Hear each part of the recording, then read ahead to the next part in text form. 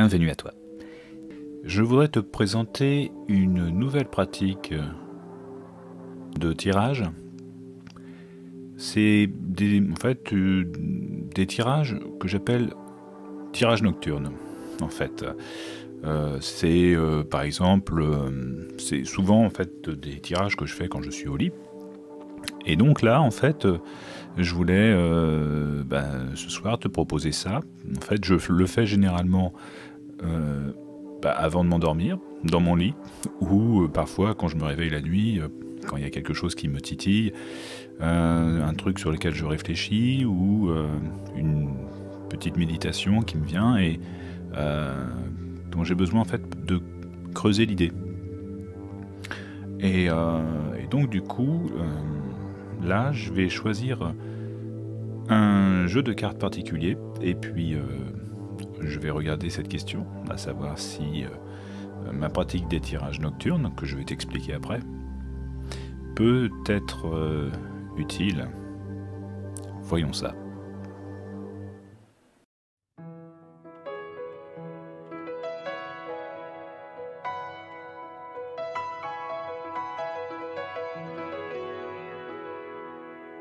Alors, avec mon jeu Unanimo, je vais pouvoir en fait, ça va être l'occasion pour moi de te présenter déjà ma pratique avec ce jeu de cartes particulier, qui en fait a rien d'un oracle, a rien d'un tarot, puisque c'est un jeu de société en fait, un jeu de cartes tiré d'un jeu de société, dont j'ai trouvé un intérêt particulier pour déjà s'exprimer librement en fait, sans code, sans interprétation, sans signification particulière des lames.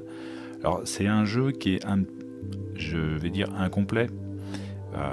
Il y a par exemple la carte de l'automne, mais les autres saisons ne sont pas forcément représentées. Donc c'est un petit peu dommage. Il y a d'autres choses comme ça qui ressortent, ou aussi ça peut être rebutant quand tu as une carte par exemple qui s'appelle Camembert. Vas-y, débrouille-toi avec ça. Et en fait, la simplicité du jeu peut être un écueil aussi pour toi, mais ça peut être une façon un petit peu ludique de se lâcher sur un support de développement personnel, d'introspection, et puis qui en fait, sans en être un vraiment. Et donc là c'est sans filtre, puisque tu ne peux pas t'en remettre à une signification, un symbole, un aspect significatif déjà étudié. Donc ici, ce que je vais en fait te présenter, c'est ce que je me fais souvent le soir, la nuit, c'est d'étudier une situation qui m'est personnelle en fait. Les tirages nocturnes, c'est surtout des tirages que je fais pour moi-même, que je fais librement comme dans un dialogue, et les tirages en fait, que ça soit avec des oracles, que ça soit avec des tarots, sont souvent des tirages progressifs. Alors, il faut comprendre quand je dis progressif, c'est-à-dire que par rapport à des pratiques classiques, pour soi ou en consultation, pour un tiers, pour autrui, on a tendance à utiliser en fait, je vais dire, une base, un code, un tirage type, en 3 cartes, en croix, ou plus, et donc on pose le nombre de cartes dédiées au tirage, et puis on retourne l'ensemble. Alors que moi en fait, dans ma pratique des tirages nocturnes, la progressivité joue son rôle. C'est-à-dire que je prends une carte, je médite dessus, je vois ce qu'elle me dit, ce qui fait sens, et en même temps là où ça m'interroge, et puis ensuite je tire une deuxième carte, ou deux, et puis je continue comme ça. Alors pour Unanimo, en fait, j'ai, avec l'expérience, construit une sorte de tirage, mais qui reste néanmoins un tirage progressif. C'est-à-dire que je prends une carte qui va décrire la situation qui est à étudier, et puis je vois si la carte déjà fait sens, si c'est cohérent par rapport au sujet, etc. Et parfois une seule carte suffit. Mais c'est rare. Et du coup, je rajoute 2 cartes, une à gauche et une à droite, qui viennent enrichir ou compléter le ressenti, la manière dont j'aborde cette première carte, ce qui fait sens, mais aussi ce qui fait question. C'est-à-dire que par rapport à une interrogation sur cette situation, peut-être que ma question justement est amenée à évoluer et je dois faire la part des choses, voir peut-être les tenants, les aboutissants, le pour et le contre, avoir des sons de cloche peut-être un peu différents, comment je ressens les choses, la partie de gauche, comment je me comporte, la partie de droite, quelles sont les actions vers lesquelles je tends à agir. Et du coup, je tire ensuite une 4e carte qui, elle, va faire fonction soit de réponse, justement, à ce jeu de chaud-froid, de pour et contre, de la 2e et 3e carte tirée. Donc ça peut être une réponse ou une précision qui est faite par rapport à cette méditation. Ou au contraire, ça peut être une nouvelle question, un questionnement peut-être plus creusé, plus profond, et qui va être plus précis. Et du coup, pour pouvoir compléter cette question, je retire encore une 5e et une 6e carte, donc à gauche et à droite de la 4e, et du coup ça va m'apporter justement un petit peu les mêmes éléments, ce côté son de cloche, chaud-froid, et puis je vais avoir une 5e carte qui, elle, sera la conclusion, qui dira, bon ben voilà, on peut boucler maintenant ce dialogue intérieur, cette discussion, il est temps d'acter ce qu'il en ressort, ce qui est à en comprendre, et puis voilà. Ça ne viendra pas en fait comme 3e question à creuser et puis indéfiniment à monter, ainsi de suite. Il est bon aussi parfois de s'arrêter. Ce que je constate en fait, c'est que quand j'ai fait un tirage, soit avant de m'endormir ou en pleine nuit, souvent la méditation, la dernière carte me dit voilà, bon bah j'ai fait le tour, je pense qu'on peut en rester là. Et puis en fait après je me rendors. Et ben parfois ça travaille en fait, hein. La nuit, comme on dit, porte conseil, et il peut m'arriver que le lendemain matin ou encore en pleine nuit, je me réveille, je prends mon cahier de notes de méditation qui est près de mon chevet, et j'écris tout ça à côté du tirage que j'ai noté. Et donc ça accompagne, je dirais, les méditations, le fait justement de faire ça sans doute la nuit. Et donc là, on va attaquer donc un tirage de nocturne avec le jeu Inanimo. Et en fait, ma question, c'est de voir si vraiment c'est transposable pour toi, cette pratique de tirage ouvert, en fait, pourquoi pas de tirage psychologique, mais moi je vais au plus simple, je parle de dialogue intérieur, de méditation. Et donc pour la première carte, ce que j'ai tiré, c'est lit. Eh ben, la carte, c'est un lit, tout simplement, donc ça fait sens par rapport à la situation, en fait, puisque je suis dans mon lit, et puis c'est là que je fais les tirages au mieux. Et donc, ma foi, c'est un endroit comme un autre. Il se peut que toi, dans ta pratique, sans doute au début, tu as cherché peut-être un endroit, ressource, un lieu refuge où tirer les cartes. Donc te constituer un petit endroit avec encens, bougies, pierres précieuses, je sais pas, un doudou, etc. Et moi, en fait, ma pratique, c'est peux tirer les cartes au bureau, en famille, pour des amis, chez moi, dans le salon, dans la cuisine et dans mon lit.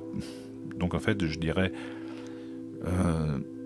peu importe l'endroit, du moment qu'on entre pleinement en communion avec l'outil et puis la personne qui est en face de soi s'il y a une consultation. Là, en l'occurrence, ici, c'est de rentrer en communication, en communion, ou je dirais d'être sans filtre, d'être honnête envers soi-même, de regarder les cartes avec honnêteté.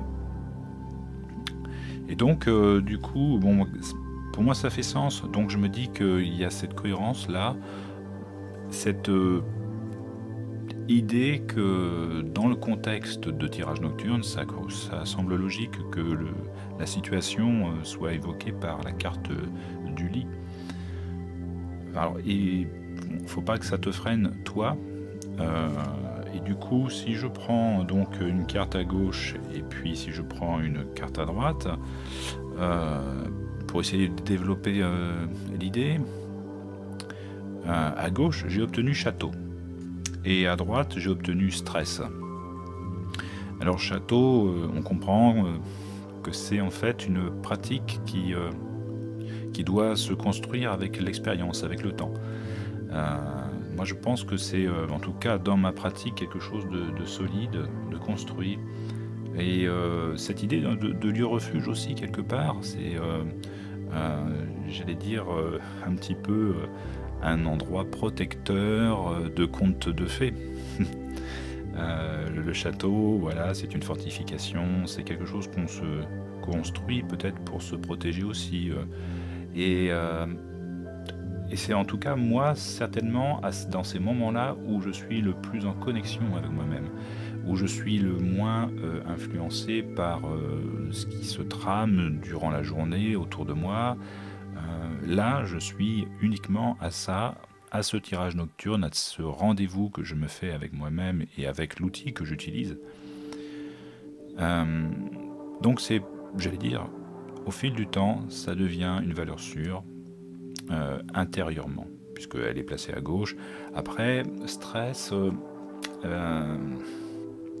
je peux voilà, me dire que ce qui me correspond à moi ne te correspondra peut-être pas forcément. Voilà, c'est peut-être une petite inquiétude aussi que je me fais tout seul. Je ne veux pas dire un mauvais film, mais que ça peut en fait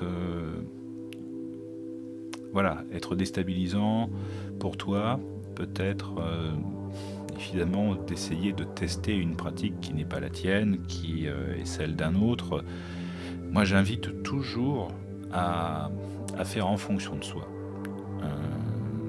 C'est toujours difficile d'avoir un prof qui va témoigner, qui va t'enseigner sa pratique. Et à un moment donné, tu verras que par rapport à ce qu'on dit, que l'élève dépasse le maître, c'est assez particulier dans une approche de sciences humaines, où c'est très personnel en fait, l'élaboration d'une technique. C'est utile, ce sont des jalons posés au départ, mais à un moment donné, il faut que tu t'en détaches, et puis que ton expérience, ta pratique personnelle devienne tienne, à ton tour, je dirais, après, peut-être de partager ça, mais de ne pas oublier ce que je dis là, de faire en fonction de toi. Si tu cherches à devenir justement l'élève qui dépasse le maître dans une approche qui est celle d'un maître, enfin d'une personne qui, comme toi, a été plus ou moins élève, qui a appris par lui-même, sur le tas, etc. Eh bien,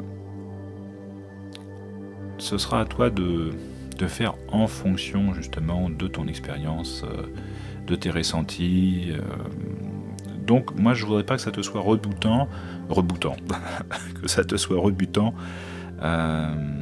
cette proposition là. Donc c'est le petit stress aussi que je me fais, donc je comprends que oui, petit bémol, donc du coup je vais prendre une quatrième carte qui va peut-être à me donner la réponse par rapport à tout ça. Est-ce que finalement, je te fais ce partage ici et puis on en restera là, ou est-ce qu'il y a en fait quelque chose à creuser plus avant? Là, en quatrième carte, au-dessus de la carte lit, j'ai obtenu Noël. Alors c'est un joli sapin de Noël, et j'aime bien, en fait, ça me rassure un petit peu quelque part, il y a un côté ludique. Peut-être qu'en fait, je peux te proposer ce partage-là en me disant que c'est ludique, donc il n'y a aucune prétention à quoi que ce soit, ça, hormis le fait de travailler sur soi, que ce soit pour toi ton outil de discussion intérieure, que c'est pas un enjeu, que c'est pas un tirage clé qui sauvera une vie. Et du coup, voilà, c'est mon cadeau. Parce que c'est vrai que c'est quelque chose de très personnel, que je pense être utile, j'allais dire presque nécessaire, pour qui travaille les cartes. À un moment donné, il doit aussi le faire, travailler les cartes, mais pour soi-même, s'imprégner des cartes et puis évoluer dans ce dialogue intérieur. Au fil du temps, on ressent peut-être les cartes d'une façon peut-être un petit peu différente. L'âge venant peut-être, ou l'expérience en tout cas venant, fait qu'on ne regarde pas de la même manière les cartes qu'on le faisait au début. Et du coup, voilà, ça me rassure. Donc du coup, je vais prendre quand même 2 autres cartes pour voir si finalement, comme je le prends, j'aurais pu presque en rester là, mais je me dis que du coup, puisque je peux te proposer ça sans, je veux dire, sans chichi, de façon ludique, pratique, eh bien, je vais prendre une 5e et une 6e carte pour essayer de développer peut-être un petit peu cet aspect ludique et de voir où on peut aller, ou qu'est-ce que ça va dire en fait de cette possibilité-là pour soi. Donc du coup, à gauche, j'ai obtenu cahier intime, et à droite, j'ai obtenu Japon. Alors déjà, je vais parler de Japon. Alors c'est le drapeau du Japon. Voilà. Alors, il y a quelques cartes, dont un Unimo, où bizarrement, il y a un drapeau. Alors je crois qu'il y a le drapeau de la Grèce aussi. Alors pourquoi ces 2 drapeaux-là pourquoi il n'y a pas un drapeau anglais, français, américain, russe, javanais, je ne sais pas. Et donc il est là. Alors déjà, cahier intime à gauche, je trouve ça assez logique. Je dirais que c'est quelque chose qui m'accompagne intérieurement. Ça peut être pour toi justement, comme je le disais, justement, cette pratique personnelle, ce dialogue intérieur pour toi, qui peut être pleinement en fait un cahier intime. C'est un petit peu mon approche. Je note souvent les tirages. Je fais même des photos souvent. Là, je vais le faire des tirages que je fais la nuit, et parfois je note, je décrypte un petit peu plus tard quand j'ai le temps dans la journée. Et donc ici, carnet intime, c'est bien. Pour moi, ça fait sens et ça exprime bien à gauche ce que ça peut t'apporter intérieurement. Alors, Japon, tu vas me dire, qu'est-ce qu'on fait de ça? Japon, je dirais qu'il y a quelque chose d'assez exotique. Que tu peux te prêter au jeu, de te lancer là-dedans, sans prétention, de te dire qu'il n'y a rien de codé, que en fait tout dépend de toi, tout dépend de jusqu'où tu es prêt à t'écouter. Et j'allais dire, avec Japon, on risque pas de partir à l'ouest. Donc bon. Et voilà. Quelque chose d'un petit peu alternatif, qui n'est pas en fait forcément dans ta culture, mais qui peut être intéressant si tu es un petit peu curieux. Donc voilà, ça te met en fait, ça peut-être aussi, ça te pousse un petit peu à sortir un petit peu de tes jalons, de sortir de ton confort habituel. Donc il y a cette partie droite qui me semble intéressant aussi.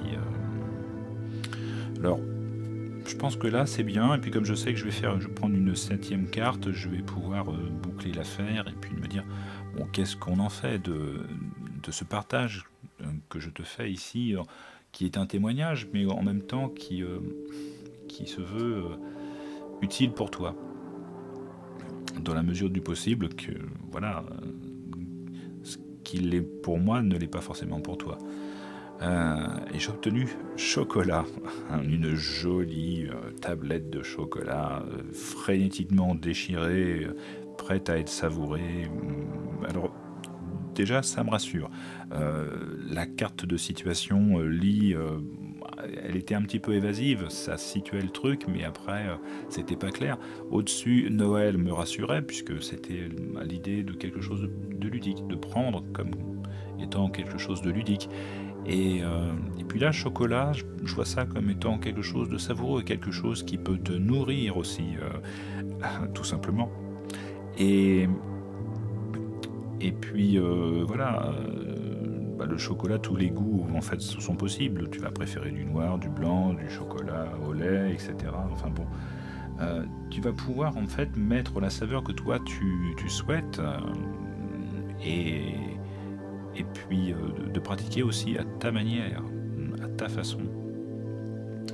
Donc, je trouve que pour ce tirage, je suis plutôt rassuré. Je partais sur le fait de me dire que peut-être que Unanimo, quand je vois Stress et puis Japon, de me dire que on est sur un type de jeu qui n'est pas structuré, qui est très exotique, c'est un petit peu à la marge, un petit peu trop alternatif peut-être pour être vraiment employé.